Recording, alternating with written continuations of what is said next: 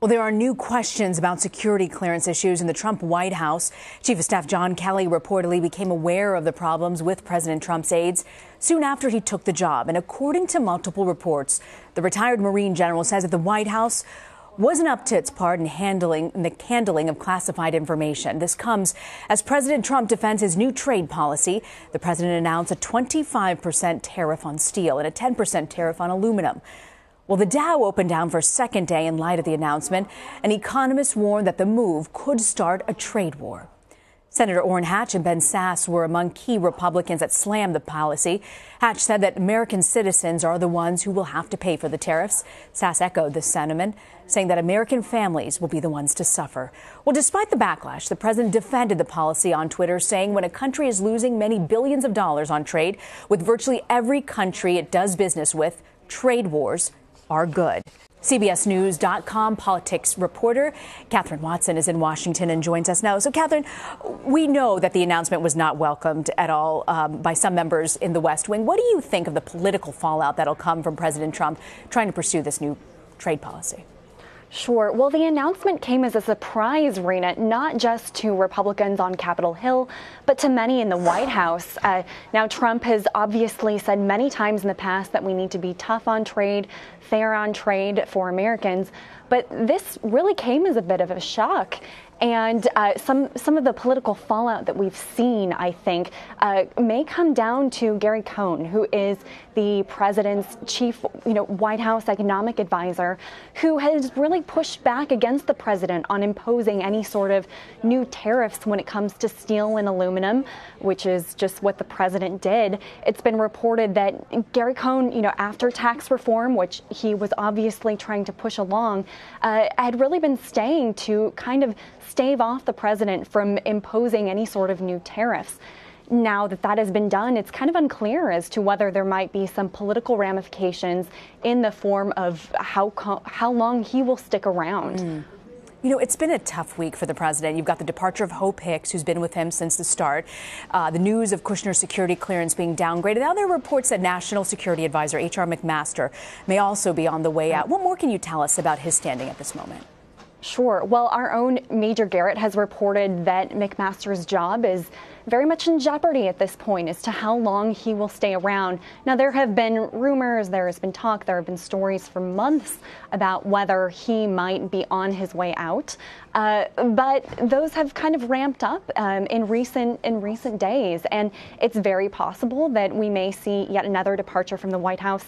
But then again, that would be a very tricky timing for a White House that has already dealt with, as you say, the impending departure of Hope Hicks, the president's really about longest confidant in the administration. She was on the campaign trail from basically day one, and we've seen a lot of turnover lately, and this would just be another challenging high-level departure. So that's really something that isn't ideal for the White House right now. There have also been reports about the tension between his own chief of staff, John Kelly, and President Trump.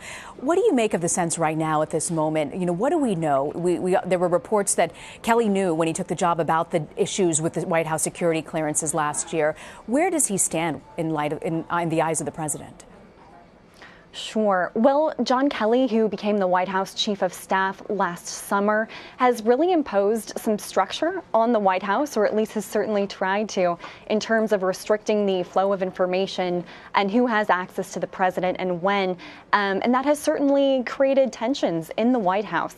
Now, most recently with the case of Rob Porter, the former White House staff secretary who recently departed over allegations that he had abused his ex-wives, that has put additional scrutiny onto John Kelly as to what he knew, when he knew.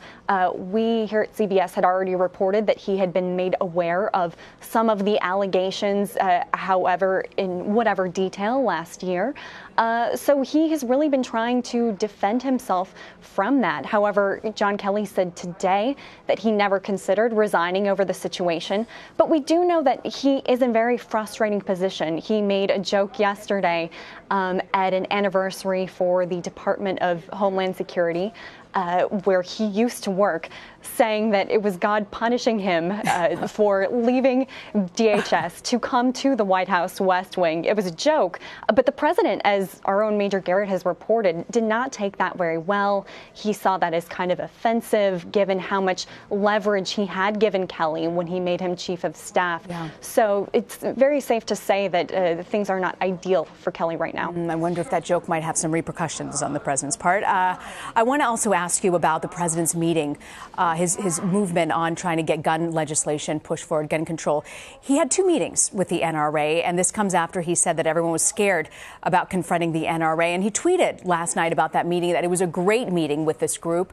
Is he confusing lawmakers and the public about where he stands? And what do we make of that meeting? What happened? Sure. Well, yes, I would say he is very much his position on what he wants to do with gun reforms right now is certainly confusing for especially Republicans on Capitol Hill. Earlier this week, he met with lawmakers and he was very open to some sort of restrictions on guns, very open to some possibilities when it came to gun control, really surprising Democrats who were kind of excited about the possibility. But then, as we know, the president is very open to hearing from whomever he spoke with last. So last night he met with the NRA in what he called a great meeting. And the NRA said he is not open to gun control measures, that isn't something that he is going to push or support.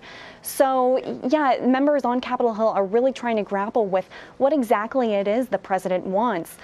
President Trump has said he wants just one bill when it comes to gun legislation, which many lawmakers see as politically kind of unfeasible. They would much rather pass something that could be passable rather than just propose something with a number of reforms that people may have disagreements on and may not reach the 60 votes required to move forward for a vote.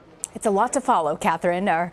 Kathryn Watson covering it all for us in our Washington bureau. Thank you, Kathryn. Thank you.